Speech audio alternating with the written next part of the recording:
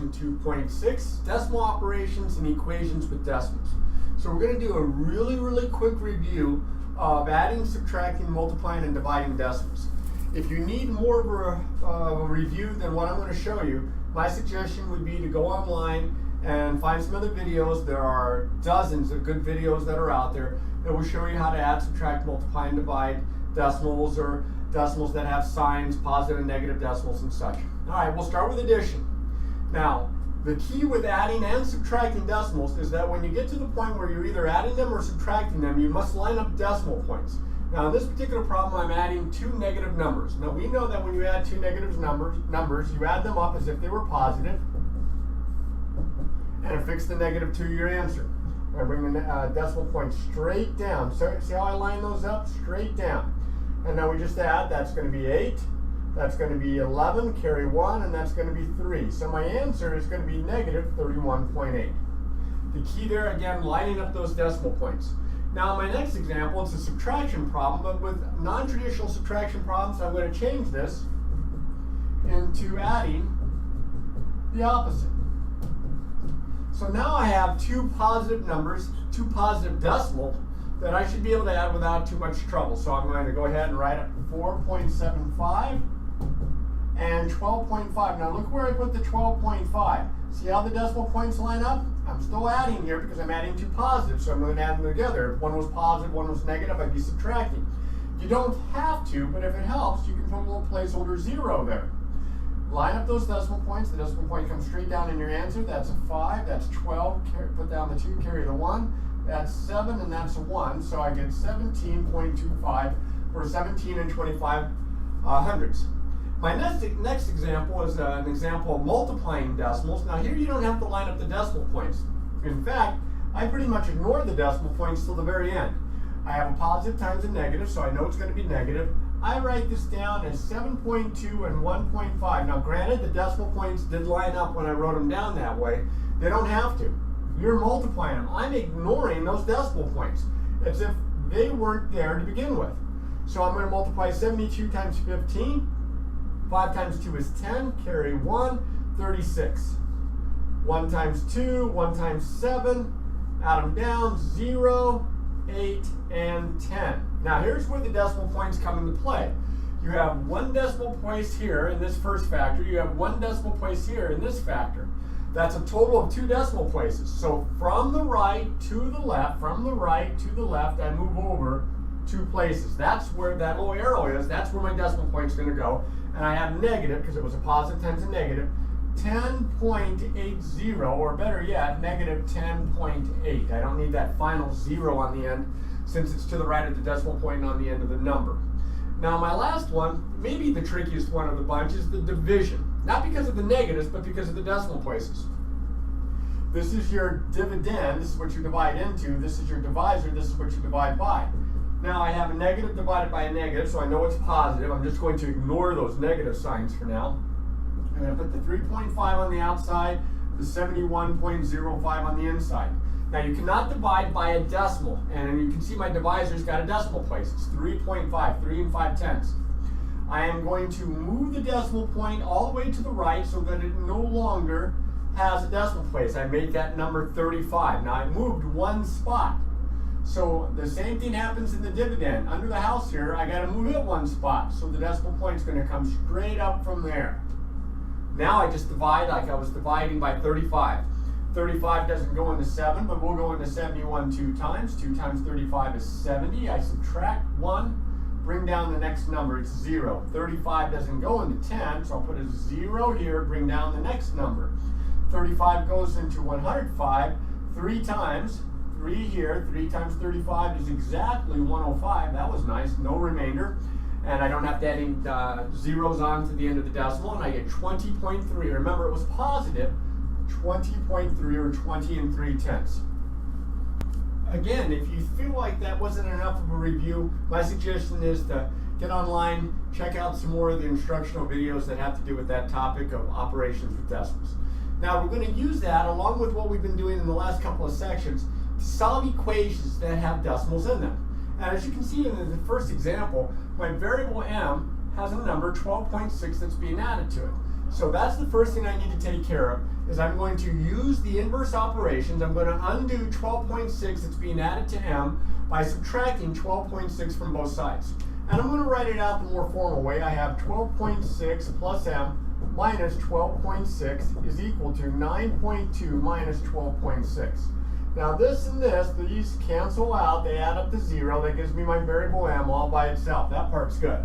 But over there on the right side, I have arithmetic to do with decimals. Now I have 9.2 minus 12.6. That's the same as 9.2 plus negative 12.6. So I'm going to line up my decimal points. This is scratch paperwork here. And 9.2, notice I put the number with the greater absolute value on top because I'm subtracting when you have one of each. I have to line up those decimal points though first. That's a 4, that's a 3. I have more negative than positive, so my answer is negative 3.4. You can see most of this work is arithmetic, not so much algebra. In the next example, I have 2.3 being subtracted from r. I've got to get the variable by itself. I've got to get rid of this minus 2.3. To undo subtraction, I'm going to use addition. So r minus 2.3 plus 2.3, say I add to undo, is equal to negative 1.7 plus 2.3. Now these are going to cancel out. Again, you don't have to mark them out like I've done. That's just to kind of emphasize that. And I get r is equal to, now when you add a negative and a positive, again, you have to treat them as if they were both positive. Take their absolute values, subtract. That's, I got to borrow. That's a 6, that's a 0, 0.6. I'll put that 0 in there as a placeholder. I have more positive than negative, so my answer is 0.6, or 6/10. Now in the next example, I'm going to do the shortcut. But before I can do the shortcut, I am going to be very, very, very careful here when I'm subtracting a negative. I'm going to rewrite this as adding the opposite. This becomes 2 plus 3.9. This is the only type of equation that involves adding and subtracting that I will take that extra step and rewrite, because subtracting a negative is so confusing. So now I look over here, my variable is t, and there's a 3.9 that's being added to it. So the inverse of adding 3.9 would be to subtract 3.9. So I'm going to put a little minus 3.9, a little minus 3.9. Notice the shortcut that I'm using here. Now these are going to cancel out. That's why I did it. And here I've got to be very, very careful because I got to borrow again. Here I got to borrow, and that's a 9, and that's a 13, that's a 4. Notice how those decimal points are lined up. Have to have that. And I end up with t is equal to 16.4. 16.4 is equal to t. Now those are all involved adding or subtracting. These next 3 examples are going to involve multiplying and dividing. My variable here is x. It's being multiplied by negative 7. The inverse of multiplying by negative 7 would be to divide by negative 7. And remember how when we write our division, we write them like fractions. And I know it looks a little awkward to have a decimal in the numerator of a fraction, but that's okay because remember, it refers to division. These are going to cancel out very nicely, just like I knew what I was doing there. And now I have a positive divided by a negative. A positive divided by a negative is a negative. 7, again, scratch paper here, 40.6. Now in this example, I don't have to move any decimal points because I am dividing by a whole number here. So the decimal point is going to come straight up.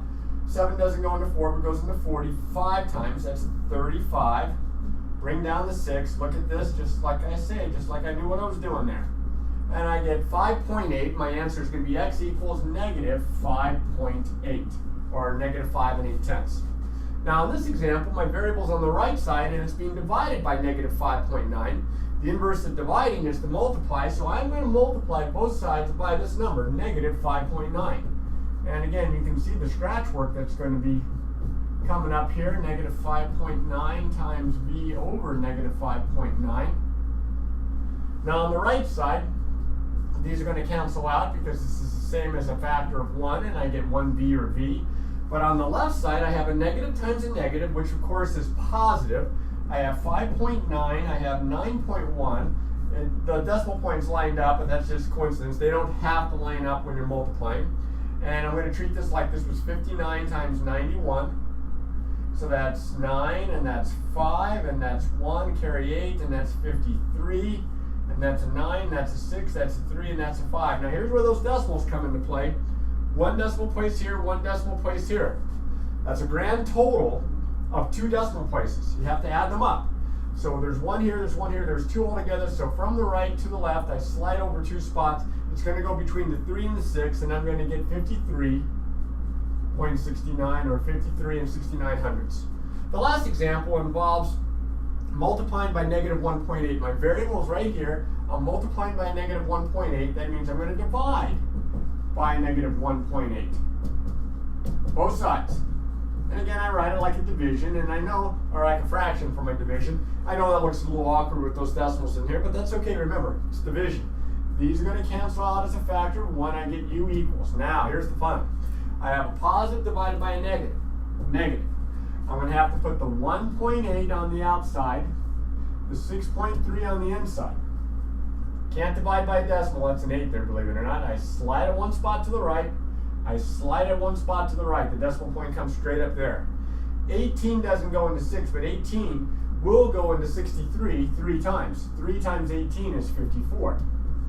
Now, notice here, I subtract, I get a 9, there's nothing left over to bring down. So this is where you add a 0 if you need, or more than one 0 if you need, and I'll bring this 0 down.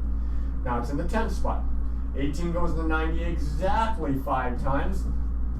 I don't have to add any more zeros.